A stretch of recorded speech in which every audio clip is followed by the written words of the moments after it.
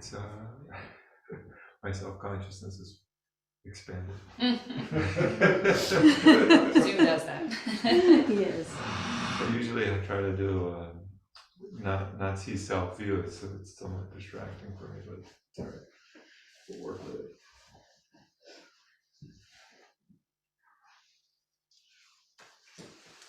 All response? The Dharma is vast and subtle. The Dharma is vast and subtle. We now have a chance to see this. We now have a chance to see this. Study this and practice this. Study this and practice this. May we realize this true meaning. May we realize this true meaning.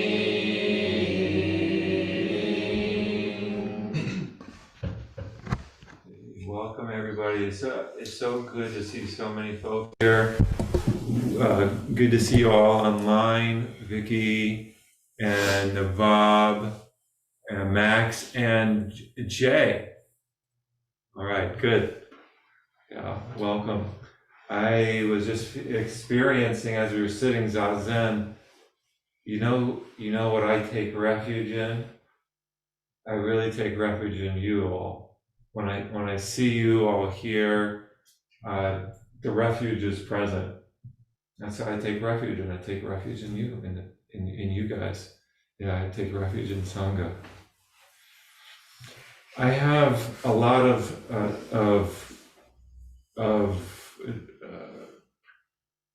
maybe incoherent thoughts to share with you this morning, and I don't have a particular thread, but maybe a thread that's coming through this is how to practice Zazen and what is Buddhism? What does it mean to practice the precepts? I'm gathering information from the Sangha to make it talk relevant for you. And I'm envisioning this particular talk as more of a conversation than me having something particular to say. I have 10 points that I want to bring up, and hopefully it will stimulate some thoughtful discussion.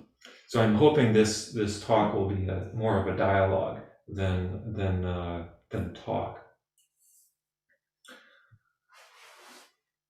There's been a newsletter out about taking precepts, and I feel like that's something that people have questions about. So I want to begin to think about the questions that have been arising for people that I've been hearing either ethereally or directly about what is this precepts. Can we turn the light up? It feels like it's very dim in here.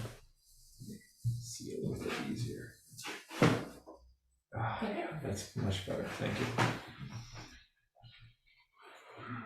One of the patterns I noticed, not necessarily constricted to here, but in our nation as a whole, around the concept of a really misunderstood term, religion, is something I want to start out with. This term religion, I don't know about you, when I hear it, I want to cringe. It brings me to a certain mindset that I think is misleading, especially when we come to practice something called Buddhism. So one of the patterns that we see in the United States when it comes to this term of religion, like if a news anchor brings up the subject of religion on the news, people's mind just go, okay, there might be a lot of positive associations with that word, and there might be just equal or more number of negative associations with that word. And so we see this kind of swinging back and forth with this term. On the one hand, based on people's either direct experience or maybe things that they've heard, there is extreme skepticism about anything that has to do with religion. That's one extreme. Then it swings the other way to complete naivety about religion. That whatever, particularly maybe if you belong to a particular church, there's an unwillingness to look at the darker sides of religion, right? And the same is true in Zen as well, in Buddhism. There may be these extremes of, and people feel like they have to take a side or be 100% in or not in at all kind of thinking. And I want to suggest for us, what we're doing here is we want to have a healthy skepticism about religion, so that we're not totally in the boat of being naive about what religion can do, what Buddhism can do, what Zen can do for us. We don't want to be totally naive about that. But nor do we want to have this kind of skepticism about Zen either. We want a healthy skepticism. We want to be aware that it's not going to solve all of our issues and problems. But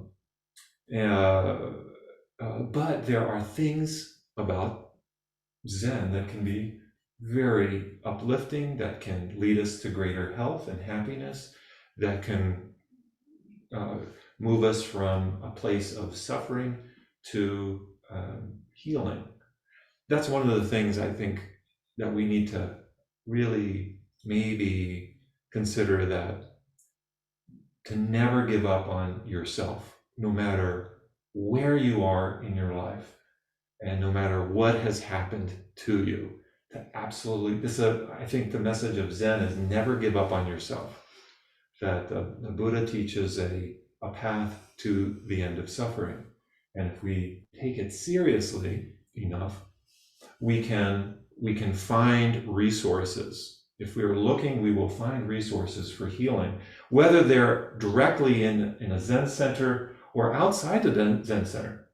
Doesn't matter. It's not like you have to be inside of a Zen center to access these resources, because these are tools the Buddha uncovered for everybody, not just for Buddhists. Right? Okay. So point number one that I've kind of, again, I want to lead, hopefully this leads to some discussion. Question of, what do Buddhists believe? I want to suggest that this is a wrong question to ask. Right? What do Buddhists believe? It's a wrong place to begin. But that's where we often begin with when you enter a religious temple, we come in with this mindset that we have inherited from within Christianity, and this is not a critique of all of Christianity, but we've inherited this mindset from Christianity that associates any religion with what they believe, what the people in that organization believe. It's a natural thing to come into then a new religion that you've not heard of, and first ask, well, what do these people believe? That is a Christian mindset.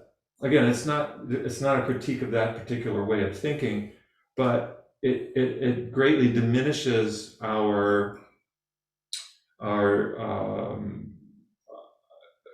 maybe our mind. It narrows our mind quite a bit, because we're not concerned about what. Well, yeah, I don't know. I don't want to say that we're concerned about this question or not concerned about it. I think it's not a good question to start off with. Especially if we're coming for Zazen. Zazen undoes all beliefs. Right? Zazen, when we practice Zazen, we are effectively undoing our beliefs. We're dismantling our beliefs. It's not about what we believe. When we're practicing Zazen, a question people might ask is like, when we're sitting in Zazen, what am I supposed to be doing? Maybe that could be an answer. We're undoing our beliefs. Swami Satchidananda said one time, I heard him say, people asked him, "Are you a Hindu?" And he would say, "No, I'm an undo." That's what we're doing when we're sitting Zazen. We're undoing our beliefs. Somewhere, I believe it's in the Hokyoki, Dogen, or maybe his teacher, Ju Ching, says something like, there is no Zen school. Yeah, there is no Zen school. We want to, the mind wants to grasp onto wants to identify something that we're doing. That's what it does. And we see that really clearly. We start to see that really clearly when we sit Zazen. And the mind really, what we're doing in Zazen is undoing, right? Ungrasping or releasing the grasp of the mind's tendency to want to hold on to something that it can define. So here's another thing. Zazen is the antidote to the sickness of being saved by what you believe. You can feel free to discuss these things, but Zazen is the antidote. I think this is where Zazen can be helpful in our society. It's an antidote to a sickness of believing you can be saved by what you believe. Okay. Well, I'm trying to hear this from the perspective of my in-laws who are like super duper Catholic. And I could immediately see them like hearing that and be like, oh, like, they're having some kind of reaction, like, what exactly are you doing over there, Sarah? Like, or, right. Yeah. I don't know, like, wouldn't you, maybe I'm wrong, but doesn't that sound like the core of Christian tenet? Like, this is what we believe. We are saved from sin by Jesus and for what he did. And I know a lot of great Christians. Like, I know, yeah. And so I could see people taking issue with that, like, immediately. Right, like, yeah. right. Yeah, I can see that too. This reminds me of a couple things. One I said yesterday in the intro class was I always think back on Nonan saying, Buddhism is not about belief, it's about the experience of things as they are. And then the other thing you just reminded me of was a long poem that Tetsugen sent out to people. And it's basically a litany of the things that won't save you. Like your super duper, iPod, whatever, won't save you, on down to everything, it's like down to the ends, like it won't save you. It won't save you. Yeah, this is what we can experience, I think, in Zazen, when we're sitting Zazen without any expectations. I'm just contrasting this with my experience of say, like, for example, being in a church. And again, it's not, I just want to make some distinctions between kind of helping us to define what is Zen, right? And if we start at the place of beliefs, it's going to be, I think, somewhat problematic. We begin at belief. And even to believe that, I'm actually stating a belief by saying that Zazen is the antidote to beliefs. I'm stating a belief. So I'm not saying that that's it either. I hope you're confused. I'm not saying that that's going to be the answer either. I'm not saying you shouldn't believe, right? So I'm sorry. when I started here, I'd done a lot of reading about Zen practice and so forth, and had a lot of ideas in my journal about it. And noted, I think the first year basically just broke my heart. He just basically just said, just kept pushing back, just saying, no, no, wrong, no, not wrong, but just no, no, drop it, no, no, drop it, Yeah. no, drop it, no, no, drop it, and then after a while, Zen became just not fun. Because he took away all my toys, you know. Take away the to do toys, it. yeah. But then as you start getting more and more into practice, then you kind of understand that Zen is that, you know, I think the Dalai Lama maybe said that when you start out, there is a belief about enlightenment. That's the belief there. But once you get into practice, you kind of let that go. Yeah, you gotta let And that you go. just do the practice. You just do the practice. Right. We're not concerned about this belief, but see that's where we cling. Because as soon as I say Zazen is the antidote to the sickness of being saved by what you believe, we take that as the belief. Oh, okay, that's what we should believe. That's not what I'm saying. It's not that black and white. It's not that simple. Daishin, when I sit Zazen, for me, it allows me to have the weight of the past or the weight of the future is not greater than the weight of the present. So it allows me to be like, whatever happened yesterday or whatever may happen tomorrow is not taking more of me than what the present moment is. I want peace in that. Mm-hmm. Okay, so you're putting words onto your experience. Yes. Okay. But why are there words at all? So we all get the Zazen thing. So you sit with the sun like we did this morning. There's that wordless, formless moment. As you said in the Dharma talk a long time ago, Zen is just, as Norman said so often, no, no. But then we get the Heart Sutra, no eyes, no ears, no, that's a belief. The most problematic of all is the lifespan of the dust come on. I mean, I can barely chant it because it's so Christian. Oh, right, There right. are 10 or 12 almost explicitly Christian references in the lifespan and in the Lotus generally, and they're not avoidable. Mm-hmm. You know, the notion of a Godhead, the notion of an omniscient, omnipresent one. What? Mm-hmm. So the confusion to me in Zen Buddhism starts as soon as somebody forms a word. And you have Right. an opinion about that. Because I look at it and I cling to the opinion and I say, why am I chanting it in the first place? Because my mind is quieter if I don't chant the lifespan of the dust come one. Right. Not one to me. So what I started was, why are there words? Why don't we just sit and shut up? Yeah. Because sometimes when we're sitting and shutting up, we're just repeating the same old habitual patterns. And, I know in my head, I've got judgments rising up all the time. But Zazen eventually blows that out. Eventually it does. You don't know.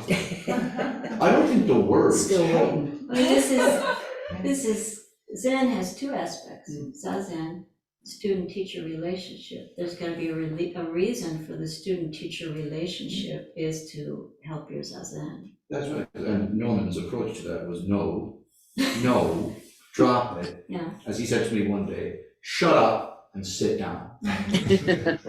Right? And I thought, yeah, okay, that rocks. But he also had poetry study, and He yeah, Yeah. and that's nothing but words, and it was like, it was, I don't know. I think it did help me to, I guess maybe it all just depends on how you hold it. As long as you don't cling to it, and it just adds something to your ability to let go of it, like itself, maybe that becomes helpful in that way. I don't know. And somebody asked Nolan one time that same thing. Why do you do Dharma talk? Or just sit Zazen? And I think he repeated what Kaigo Roshi said when that same question was asked of him. He said, okay, sometimes it helps people. Mm-hmm. Okay. Right, we're continually we need to be reoriented again and again. That's why we practice Zazen every day, daily.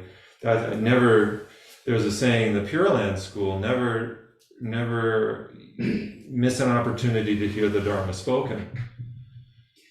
All right? But I guess it's also words are form. Form does not differ from emptiness, and emptiness Yeah, does not that's differ another from point. form. Right. I'll just share some more things here. Can I ask a couple questions? Just some random thoughts that have been coming through. This is still under number 1 of 10. Zazen undoes our faith. Okay, Zazen undoes our faith. We put faith in no faith.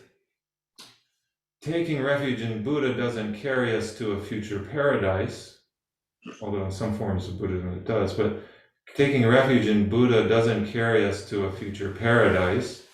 Taking refuge grounds us in reality beyond thought. Right? What does that mean, reality beyond thought? Well, our thoughts are creating our world, and when we sit, we're having a dialogue. Oftentimes, we might be thinking about something, and then you'll have a moment where you realize you're thinking, and then you realize, oh, wait a minute, I'm just sitting here. I'm not actually. I just created a world in my head. I went someplace, and Zazen, when we're doing Zazen, it's like, oh. That's just words, right? So we're taking refuge. Taking refuge grounds us in reality, beyond our thinking about it. Before the thoughts start to arise, here we are. Is Okay. it just being? Well, I suppose you can say it, but that also diminishes it. Oh, we're just being. Maybe. I mean, that might be one entrance way. But... I have a couple of questions. Okay, here maybe here's another way to say it. This is number 2 point. Can you hear me? Zazen teaches us to trust our embodied experience. Can you hear me? That resonates with our present reality. Let me say that again. Can you hear me? Zazen teaches us to trust our embodied experience that resonates with our present reality. Or maybe one way to talk about this is that we are in the present moment, but oftentimes our internal environment is at a dissonance with the present moment, where our thoughts pull us into another place that's not connected to the present moment. And so there's a dissonance between those two things, our self and the present moment. What Zazen does is it teaches us to trust our embodied experience, not the thoughts, not the mind that's creating something, but our embodied experience. So in other words, we're fully inhabiting our physical body. We're not thinking about something else, about the Buddha or somebody else. We're not placing awareness 100% in what we think, but we're also giving equal voice to the body, the embodied experience. The mind is also in the hand, is in the bottoms of the feet, is in the hara, in the abdomen. So in the process, the mind releases its grasp on thoughts. In that process, when we're doing Zazen, the mind releases its grasp on thoughts. It's not we release the thoughts, but our mind does that by itself in the process of Zazen. So we might have the thoughts swirling around, and we think, oh, I've got to stop thinking, or I've got to let go of thoughts. That's all ego-based. The mind does that. The mind releases its grip on thought in the process of doing Zazen. It's kind of like you're going into a tenderizer.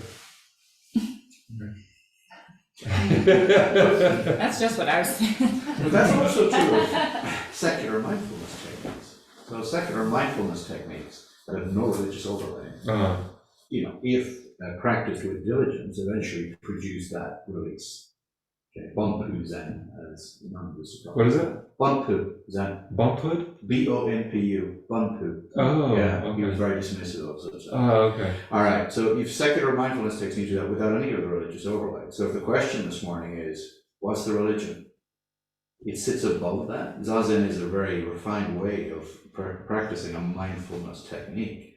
But once you come up above Zazen, you're then into this array of concepts and words. Mm-hmm. Mm-hmm. Right. So I think so. One contrast to make there to that point is that there's a set of vocabulary in secular mindfulness, Yeah. and we can as you know in a Zen temple, in a Zen context, we can certainly borrow from that vocabulary.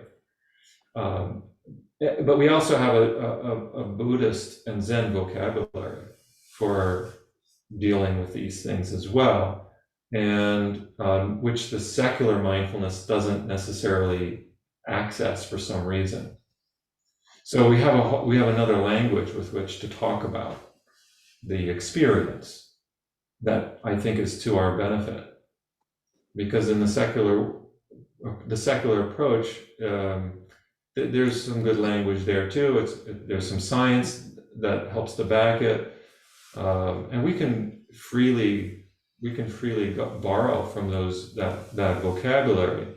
But we have the addition of Zen vocabulary that's been around for centuries that we can also access to our benefit. I think that's the contrast.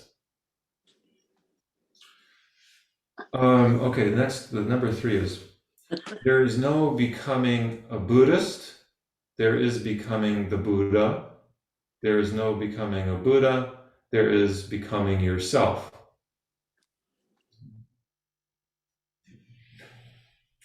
There is no becoming a Buddhist, right? That's what a lot of times we think. We kind of associate, okay, we're talking about precepts and that, and sometimes we'll associate taking the precepts with becoming a Buddhist. And we could say, all right, I'm a Buddhist.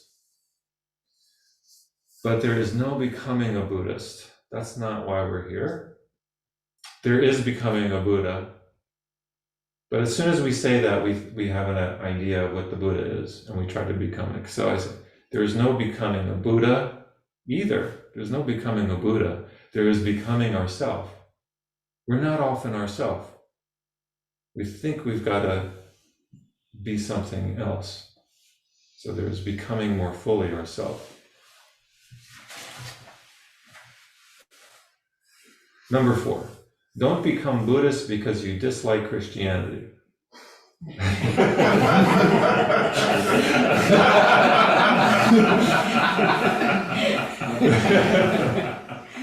We'll never get any new members.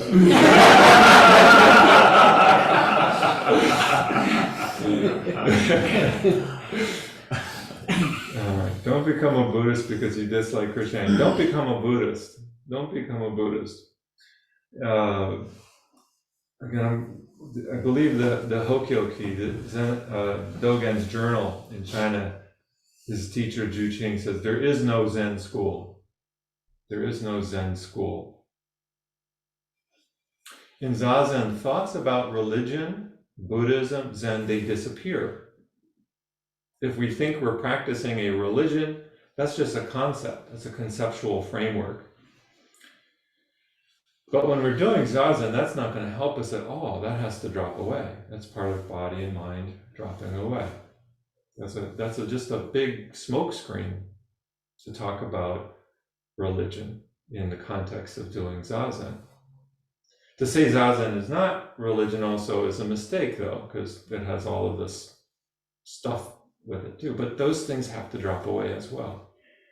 I remember sitting in sesshin with Robert Kennedy. He was a Catholic priest, and he's a Zen teacher. He was in the Mayazumi Roshi lineage, I believe.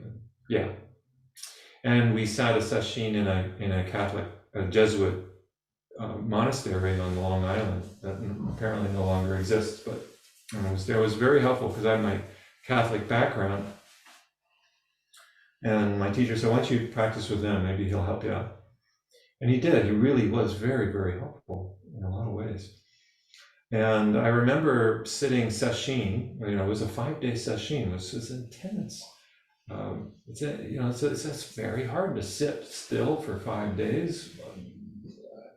It was shorter sittings than my teacher did. My teacher was doing like 45-minute sittings, and he was doing like 25 minutes. It's like, oh, this is much better. But after the second day, you're just like, oh my God, what have I done? But that process is to help us release these thoughts. Just like if you're running a marathon, you can't. Your body starts to discern what is useful and what is not useful. What's going to get me through this, and what's extraneous. What's going to take more energy, and what's not. And we come to realize that the brain doesn't need to use precious energy and resources to be thinking right now. And it just gives it up. And then you realize, oh, I'm not bound to these thoughts that have been imprisoning me. So I had a dokusan with Robert Kennedy, and I remember saying to him, I felt something. I couldn't put my words to it, but I felt something different sitting in this monastery around all of these images of Mary and Jesus and saints and crucifixes that I had seen going to church, seen at my grandmother's house. My grandmother and my great-grandmother, very, very religious. I remember seeing these images and statues. Maybe you saw some in Ireland. They don't have any there, do they? They even move in Ireland. They even move. They even move. Yeah, you could see them move. Big statues. Good.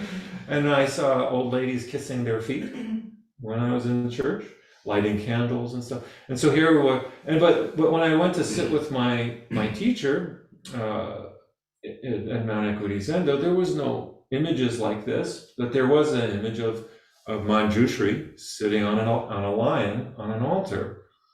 That was the image. It was bereft of images of Jesus and the ones that I grew up with. So it was kind of like a fasting from religious images to go into the Zen center. For me, it was a fasting, a mental fasting.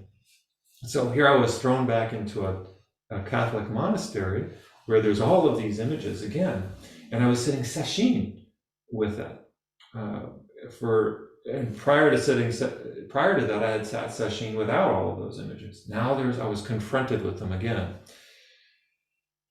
and I spoke with him. I said, I don't feel the same way about these images that I usually do. I don't know what happened or what's going on.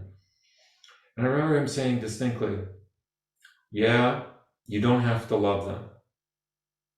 And something was very liberating by him saying that to me. You don't have to love them.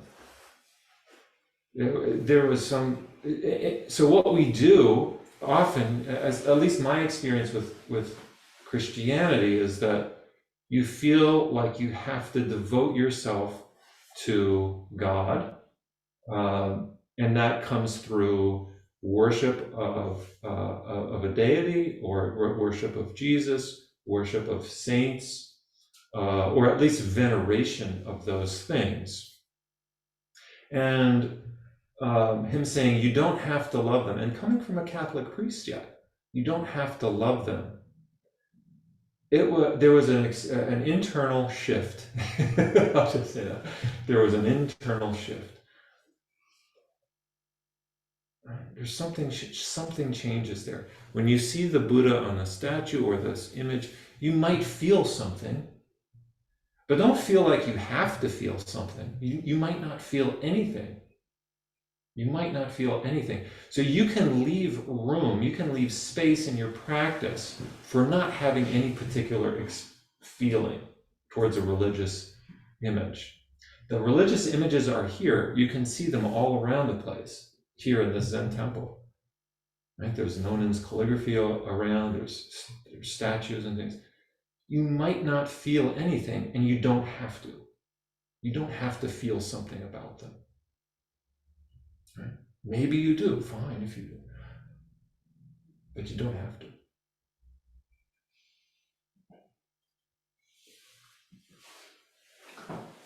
All right, number 5? I Yeah. think Vicky's trying to get our attention. Oh, go ahead. Yeah, unmute yourself. Go ahead. So, yeah, I've been trying to talk for a while here, so I'm going to go back. Can you hear me? We can't hear you. One moment. Yeah, go ahead. Okay. Yeah. Oh, you got to turn it up. Can you Vicky, hear me? Yes. Can you hear me? Okay, perfect. So, yeah, because I've been waiting for a while. So I'm going to go back to the first question. So if someone, how do you respond? I have 2 questions. Number 1, how do you respond if someone asks you if you are religious? I tend to say no because I get Jesus emails if I say yes. And if I say no, then people assume that I'm just spiritual, which to me is too hippy dippy. So that's the first question. And then the second question is, how do you disarm the defensiveness of Christians when you talk about that there's a different approach that we have to religion? Kind of going back to what Sarah was asking. Well, I'm all for diversity of opinions. You don't have to try to, I think that's the issue, is we don't have to, that's not our business, that's somebody else's job. We're trying to do somebody else's job there. If somebody wants to ask it, you can say what you feel. So then how do you? You don't have to hide or try to come up with words. I remember, here's another one. Maybe you find this rude, but I remember I was sharing this with somebody yesterday. Nonan and I, when I was practicing with him here in 1999, I remember we were about ready to go out to take Sammy for a walk. We did that almost every day. I get in his car with Sammy, and we were at the door, and 3 young men had stopped by the door, and they rang the doorbell, and I answered it, and Nonan was standing right behind me. And this poor young man, he says, "Do you want to hear our message about Jesus Christ, the Latter-day Saints?" Oh my God. Nonan's response was, "No, not really." I was really, "No, not really." And then he said, "This is a Zen Buddhist temple.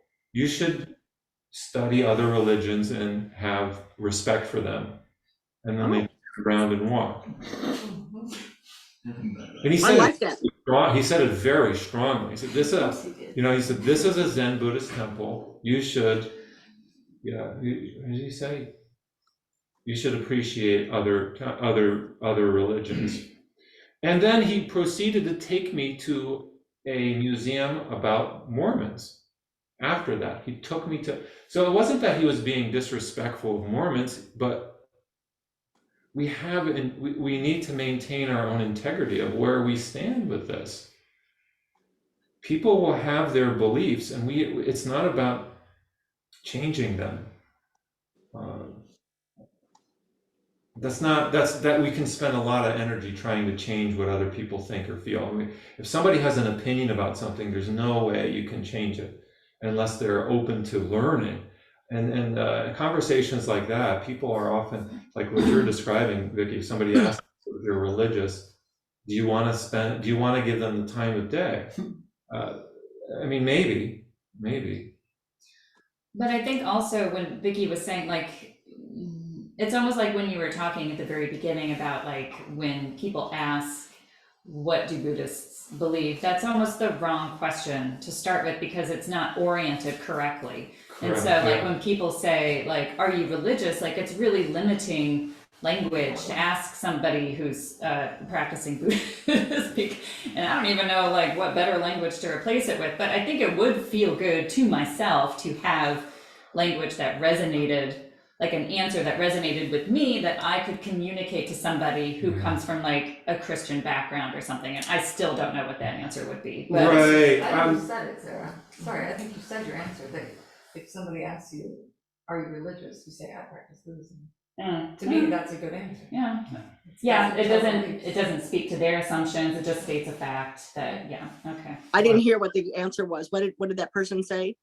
I practice Buddhism. Yeah, that was Carolyn. She just said, Carolee, she just said, I just practice Buddhism. I mean, I wouldn't say just. Yes, I know. What about you, Debbie? my mother-in-law is Catholic, and we were talking about this, and my comment back to her was, I know it's made me a better man. And that seemed to like be enough for her. Then when she was questioning me about why I come and practice Zen Buddhism. Sometimes when people ask me, what do you believe? I say, well, more importantly, it's what I don't believe. And I say, what do you mean? And I said, well, I don't believe that there's a God that's gonna save me. I'll pray for you. And I said, well, if it'll make you feel better, go ahead. I don't really need it. But I only have free television, so I have commercials whether I want them or not. And there's one that comes on, and it's a guy, I don't remember what his name is, and he just sits there and he says, my name is whatever it is, and I'm an atheist. And I don't care, I'm not afraid to burn in hell. And I just think, Oh, Ronald Reagan, right? yeah, that's it, Right, that's it.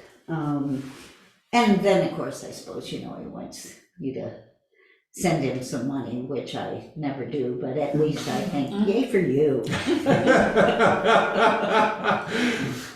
Well, here's that, I think part of the issue is that our definition of religion is way too narrow. It's basically equated with Christianity, and it's equated with what you believe. When we hear that word. And we can't undo that for everybody, but we can personally start to think about this question of what is religion? And can we be more open and inclusive to other ways of expressing that, the answer to that question that goes beyond expressing it through belief? You don't have to educate other people that think the way they do, but I think we need to educate ourselves on the question, right? To know that question around religion is often asked in way too narrow a way, and it boxes us into a certain place that we're feel our arms are like in a straitjacket. I agree with Sarah and Carolee and others who say when somebody asks me what my religion is, I don't like to say I'm a Buddhist, but I may sometimes, depending on who asks, describe that I practice Buddhism, because I don't think it's something that I could just wake up one morning and say, oh, I'm a Buddhist without the practice, because from my understanding or experience, it's like there's a form of sitting that I was introduced to, and I tend to do that religiously. Like my definition of religious, I would say to somebody is that, yes, I'm religious because it means I do something every day. I'm not spiritual, but see, and then I'm putting labels on things, but at the same time, like, I guess I would say I'm religious because from my understanding of the definition, it's a spiritual practice that I do consistently, and that I continue and have the intention to continue to do consistently, that I believe helps me. So it's a long-winded answer to a question that basically people are wanting to know if you're Christian. That's what I do. Exactly. Yeah. No, I'm done. So you could just say, I'm not Christian. Right. Rather than And giving then a go long... about your day. Yeah, I mean that's one possibility. But I mean the question I don't get asked that question very often, but when I am, or people, I can see it in their minds asking it, or when I talk about, like, here's where I get in trouble when people ask me what do I do, and I'm wearing lay clothes and they can't tell. My son's birthday last week, we had a bunch of people over from his parents of his classmates in kindergarten, and the guy asked me, what do you do? And I said, well, I'm a Buddhist priest at the Nebraska Zen Center, and a couple other things I said, but his response or non-response, his mental response was, what I saw is, I don't know if I can talk about religion, or is he going to try to convert me? That was the response. So that's another issue that I come across. Or, but getting back to that question of if somebody asks you, what is your religion? Notice the way that makes you feel inside. Like it's almost like for me, I notice like immediate defensiveness coming up. Like I have to get ready to brace myself here. It's an offensive question. The question itself is a violent question, I think. Do you think? In and of itself? It depends on that. More times than not, it can be a problematic question, especially if it's depending on the context, I guess. It kind of feels like there's a right and wrong answer. Yeah, there's a right and a wrong answer. I remember being in the prison, going into prison to with my teacher to do zazen, and there's a Christian group that was with us. You all go in at the same time. You inevitably have conversations, and I remember just getting attacked because I was I was going in as a Buddhist. So I in that context, if you talk with evangelicals, you'll get prayed for. That's demeaning. You're gonna pray for me because I'm not Christian? That's a violent response to me. That's a violence. Well, I like what you said, Benji, about, so what I gather, like when I'm talking about this, is that the word religion inherently has the question of belief, which inherently has this judgment of correct belief or incorrect beliefs, like a moral judgment. But the reason that's not a good question, that doesn't necessarily apply to Buddhism, is because, as Benji was saying, it's more about practice. And it's not as if Christians don't have a practice, they do have a practice, but there's also this belief system. And I guess what makes it different for Buddhism is that the Buddha was like, we're gonna test all this out. We're gonna lay this all out and you're gonna test it yourself. Like, I'm not gonna ask you to believe something that you have no evidence for. And to me, that really resonates and it's really powerful. And I guess that's why it's, for me, like, it's better to say, oh, I practice Buddhism. And if they say, like, what do you believe? I'm like, it's not, then I get stuck. Like, what do Buddhists believe? I'm like, then you could just say it's more about the practice. It's about the thing that we do every day with our body and minds. It's not something that I'm asked to believe in that I have no evidence for, or something like that. Yeah, it's not outside yourself. Yeah. And it's not and we don't have to be Buddhist to do that. Right. Yeah. It doesn't require a religious faith in order to practice that. I think that might be another contrasting place. You don't have to believe in the Buddha in order to. So it opens it up, and anybody can do this. You don't have to have a commitment to the Buddha.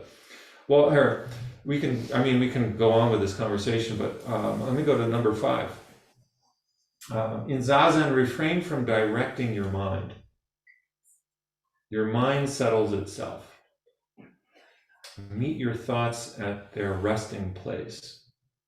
What does it mean to rest the thought maker? What does it mean to rest the thought maker? Discern between pain, which is inevitable, and suffering, which is the overlay of the mind on the pain. We have pain, but then our mind takes that pain, that is simply pain, and creates a story about it. It's like taking a bicycle tire pump and expanding that pain, making it larger than it actually is. So number 6, some of you, how many of you here, raise your hand if you read that article I sent out by Shosan Austin? Oh, okay, you did, great. So just for those of you who don't know, Vicky Austin, Shosan, is in my mind, I take refuge in Shosan Austin. Those of you who read the article know why, but or maybe not, but I had the great fortune to practice with her when I was at Tassajara, just for that 1 year. And I was just really impressed with her then. She's been practicing since 1972, I believe. I think that's what she said. So she's been a Buddhist practitioner, a Zen practitioner for over 4 decades, as well as Iyengar yoga, which is very detailed in postures. And she had 2 horrific back-to-back accidents that could have laid her completely flat for the rest of her life. In 2008 was the first one where a construction wall. She was walking in the city of San Francisco, and a construction wall fell on her, and she hit her head against I believe it was a parking meter, and so she had serious brain injury as a result of that. And doctors told her, you're not going to get better, basically. That was the short answer, is you're not going to get better. And she had tremendous pain. She was taking medicines, all kinds of medicines for this pain. And she talks about how she started to deal with that. And then 2 years later, she got hit by a car walking across a crosswalk on a green light. She started to walk. She was with another student. A car ignored the crosswalk and hit her, and she was dragged by the car. So huge physical trauma and head injury that she's dealing with, and she needed drugs to dull the pain that she was experiencing, but she also felt disconnected from her body and mind in the process of using the drugs to dull the pain that tremendous pain that she was experiencing. So these are some questions. I'm just quoting directly from her chapter. She writes, "How could I heal without the support of sensitivity directing my efforts?" Let me say that again. It's not immediately maybe tangible. How could I heal without the support of sensitivity directing my efforts? In other words, the drugs that she was taking were desensitizing her. And she's raising the question, how can I heal without the support of sensitivity directing my efforts? In other words, if you don't have sensitivity, if your sensitivity is diminished through the use of pain medication, you're not going to heal. That's the underlying assumption. You're not going to be able to heal without the support of your sense maker. Okay? And then she says, I must open up to pain to shine a light on how to heal. That's another profound statement here. I must open to pain. So the pain that she was experiencing, I must open to pain to shine a light on how to heal. Right? She's asking the question herself, how do I heal? I've got to open to this pain in order to heal. I must allow myself to be sensitive to each injured area. I need to feel this pain. I'm going to get better. The doctors are telling me there's no way, I can't diminish your pain medicine and not also diminish your sensitivity. There's just no way around that. She says, I must allow myself to be sensitive to each injured area. Now, granted, also, this happened in 2008 and then 2010. It's now 2022, 12 years later. 13 years later. This past year, I've been working with Chosun Austin because she and I worked together to help organize this 100th anniversary event that I was a part of in November. And unless I knew her backstory, I would have no clue that there was any issues with her. But she still is struggling with things, no doubt. But a surface level, it's not immediately obvious. So she has, obviously, to me, my mind, she's done a lot of healing. But these are the questions she asked while she was in the middle of excruciating pain. I must use this sensitivity, right? So in other words, not dulling her sensitivity. I must use this sensitivity to differentiate between pain and suffering. Okay, so what's the mind's role in here? That's the overlay of suffering. And what's the actual pain that I'm experiencing? Can I allow myself to experience this pain? The experiencing of the pain, the sensing of the pain, gives the body the cues on what it needs to do. And so when we're experiencing pain, not suffering, but when we're experiencing pain, that the sensitivity of, when we allow our body to sense the pain, then the body knows how to respond. Just like if you accidentally slam the hammer down on your thumb, what does your body do? Without thinking, without thought, your hand goes to your thumb and grasps it. It knows what to do in the initial moment. And in the same way, when we allow ourselves to feel pain, the body knows how to respond beyond our thinking about it. The body knows what to do, but we don't trust it because we're caught up in thoughts. And we place so much primary attention into thinking, and that we think that we're going to think ourselves right. We think we're going to rationalize ourselves out of our pain. That doesn't work. That's not how healing happens. Okay, last one. I was going to have to cultivate sensitivity despite pain. That's the conclusion she comes with. I was going to have to cultivate sensitivity. I love that word, cultivate. Right? It's not like black and white. Either I'm sensing pain or not. I'm going to have to cultivate sensitivity despite pain. All right. You guys are interested in this so far? We're doing okay at that? No. It's quarter to 12. All right. All right, I'll end on this one more. This is number 7. I'm not done, but maybe I can say this for February. We live in a time that's between stories. We live in a time that's between stories. Zazen aligns us with the fragmented nature of our present moment. That one I need to explain, but I'm not going to. I'll wait on that for next time.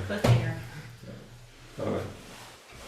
Then we can have informal question and answer, because I know we're over time here. After we wind up here, let's have some informal question and answer outside or something. Okay. Yeah. The many beings are numberless, bowing to carry them across. The many beings are numberless, bowing to carry them across. Greed, anger, and ignorance rise endlessly, bowing to cut off the mind road. Greed, anger, and ignorance